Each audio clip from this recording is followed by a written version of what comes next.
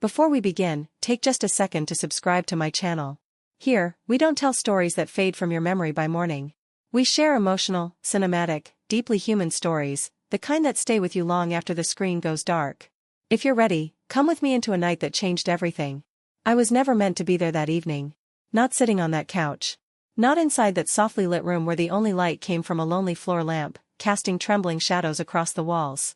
I certainly wasn't supposed to be trapped inside a moment that would quietly, almost gently, redirect the course of my entire life. But life never asks for your permission. It doesn't knock before entering. It offers no warning. Instead, it nudges you toward the very places you once swore you'd never return to. It twists your carefully planned future, bends every promise you made to yourself, and before you even realize it, you're standing among the ruins of a life you believed could never fall apart. For years, I convinced myself that my world was secure. Predictable in the best possible way. I believed I had built something lasting, a life wrapped in routines, comfort, and a love that felt permanent simply because I wanted it to be. I truly thought that once you placed your heart in someone's hands, it stayed there forever.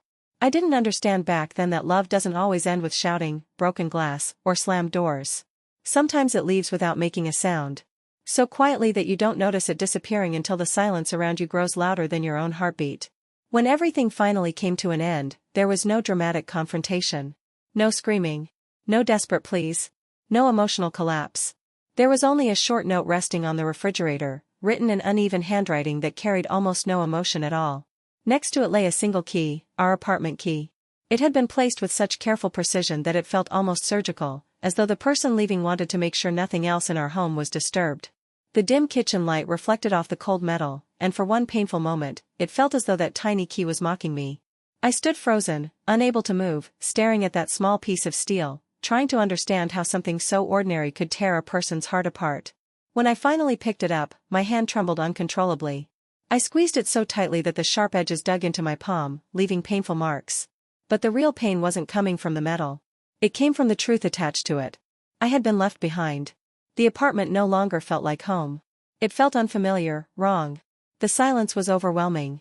Every room seemed larger than before, emptier than before. Even the air felt heavy, moving so slowly it seemed determined to suffocate me. Every familiar sound had become cruel. The ticking clock. The refrigerator's quiet hum. The soft creak of the wooden floor beneath my feet. Each sound repeated the same heartbreaking message. Everything has changed. I couldn't stay there another second. My breathing became shallow. My chest tightened until every breath hurt. My hands shook so badly they no longer felt like they belonged to me. So I did the only thing I could think of. I called the one person who always knew the truth, even when I smiled and insisted I was fine. My best friend. She didn't ask endless questions. She didn't demand explanations or force me to put my pain into words I didn't even understand myself. Her voice remained calm, steady, reassuring. "Pack a bag," she said softly. "You're staying with me tonight." With one simple sentence, she gave me an escape. Her apartment sat near the edge of the city inside a quiet building surrounded by tall trees that leaned gently toward the windows like silent guardians. The old walls creaked whenever the wind shifted outside. The air carried the comforting scent of fresh rain, clean laundry, and something strangely familiar that I couldn't quite identify. The moment I stepped inside, something deep within me finally loosened. Warm sunlight poured through the tall windows, stretching golden patterns across the wooden floor as if it were quietly trying to chase away the darkness I had carried with me. She wrapped me in a tight embrace. Not the kind of hug that pretends to fix broken things. The kind that simply reminds you that you don't have to fall apart by yourself. Then she casually mentioned something that seemed completely unimportant at the time, but would later change everything. "You'll have the apartment mostly to yourself for a few days," she said. "My older brother's out of town." I remembered him only vaguely. Quiet. Reserved. The kind of man who always looked like his thoughts belonged somewhere far away. He rarely spoke, but whenever he did, every word felt intentional, as though silence had taught him to choose them carefully. Knowing he wasn't there brought me a strange sense of relief. I didn't want conversations. I didn't want company. I wanted a silence large enough to disappear inside. The first 2 days slipped by like fading shadows. I wandered from room to room feeling like someone lost inside her own body. Every cup of coffee grew cold before I remembered to take a sip. Beyond the windows, the world continued moving, but it all felt impossibly distant, as though life belonged to someone else now. Whenever my reflection appeared in the glass, it startled me. The tired eyes. The slumped shoulders. The quiet heartbreak I could no longer hide. The world kept moving without asking whether I was ready. I wasn't. Then came the third night. I was standing in the kitchen pouring myself a glass of water when the front door slowly creaked open. Not violently. Not urgently. Just quietly. Measured footsteps followed. Every muscle in my body froze. My heart slammed against my chest as a wave of cold swept through me. No one was supposed to be there. He wasn't expected back for several more days. Then he stepped inside. My friend's older brother. But he wasn't the man I remembered. This version of him looked like someone life had tested over and over again.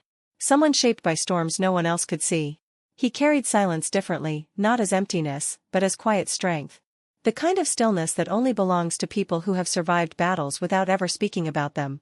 A few strands of gray threaded through his dark hair, making him look older than I remembered, yet somehow steadier. His presence filled the room without demanding attention. He stopped when he noticed me. He didn't look surprised. Only quietly curious. "I didn't know you were staying here," he said, his voice low and calm. "I wasn't planning to," I answered honestly. For a brief moment, our eyes met. Something passed silently between us. It wasn't attraction.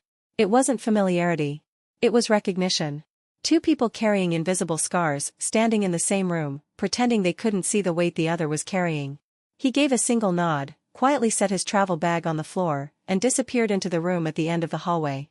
But somehow, the silence he left behind felt different than the silence I had been living with. It no longer felt empty. It felt like the beginning of something neither of us could yet understand.